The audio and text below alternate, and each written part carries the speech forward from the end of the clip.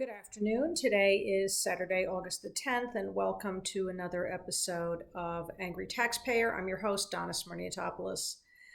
And I want to, first of all, catch up on some leftovers from yesterday.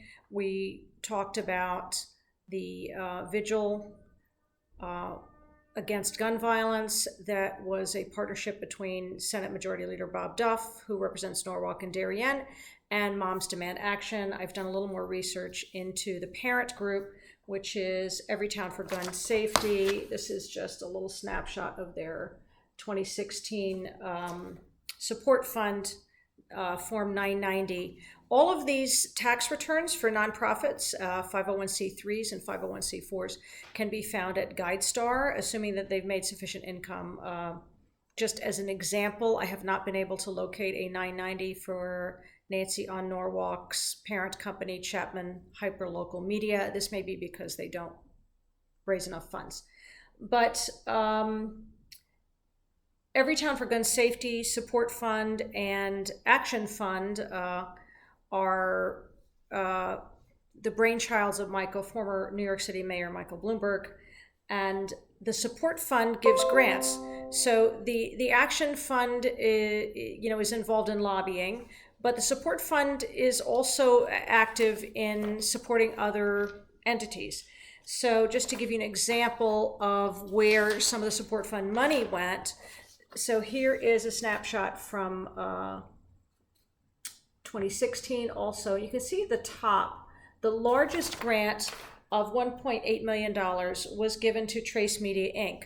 So Trace Media Inc. is also a nonprofit. I looked into their background and, alarmingly, not surprisingly, the president of Trace Media Inc. is the same person as the president of Everytown for Gun Safety. So, and that man is John Feinblatt. John Feinblatt was an advisor to Michael Bloomberg. Now, it seems to me that Bloomberg is trying to use his money to influence policy through public opinion in much the same way that the Koch brothers did, but on the opposite side of the political spectrum. I'm not going to weigh in on whether I think this is a good or a bad thing. I think that's up for you to decide.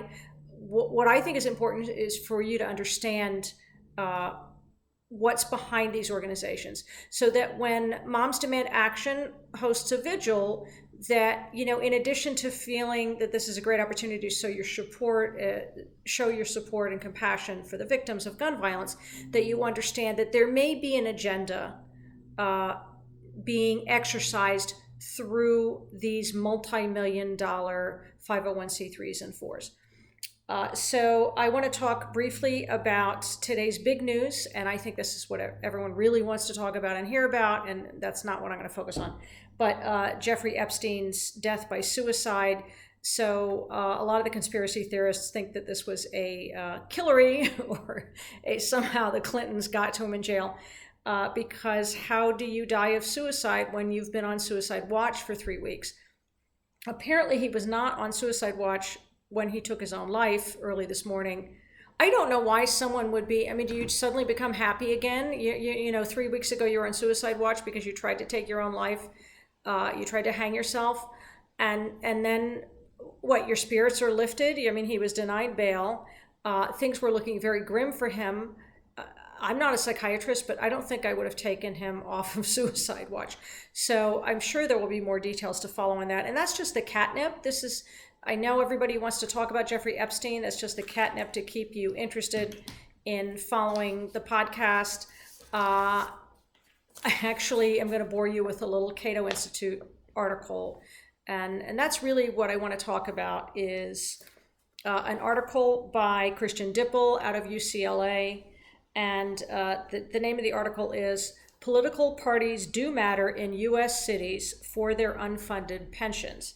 So this is sort of a response to a very influential 2009 study by Fernando Ferreira and Joseph Giorco. And they concluded that the party identity doesn't seem to matter to fiscal outcomes in U.S. cities. So the Christian Dipple study, he concludes that party does matter.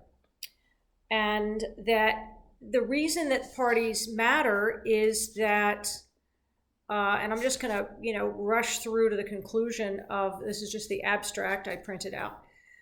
The reason that party matters is that Democratic incumbents, especially those who are worried that they might lose their reelection bids, what they tend to do is they tend to make promises to their base by offering better benefits and better pension packages. So over time, there's a handy chart here at the end that I will show you, and it covers 1962 through 2015.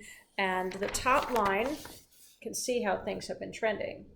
So the bottom line is pension contributions, benefit contributions by employees, and the top line is what the benefits are. So you can see that the benefits are wildly exceeding the contributions, and this is where we get into trouble. This is where we get into fiscal trouble in our cities. So apparently what Mr. Dipple has observed is that the reason party plays a role in this is that, as I was saying, Democratic incumbents, especially those who are worried about losing, will dangle those pension benefits as like dangling a carrot.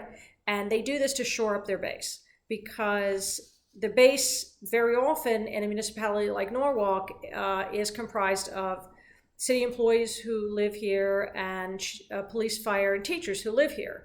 So the mayor has the ability to control the pension packages, and it is easier to negotiate a very generous pension package than it is to negotiate pay raises. In spite of the fact that we are now a 14-to-1 common council, and I think he probably could give the pay raises also, but the pay raises generate a lot more attention than the pension benefits.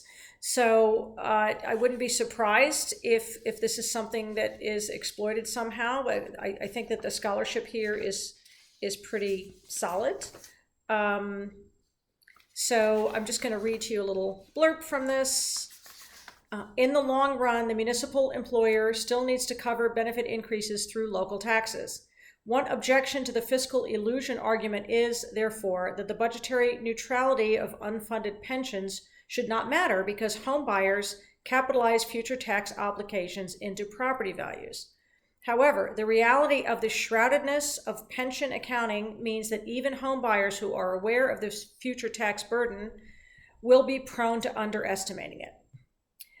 That is because, aside from imperfectly observing official funding levels and local pensions, these official funding level figures can also be way off.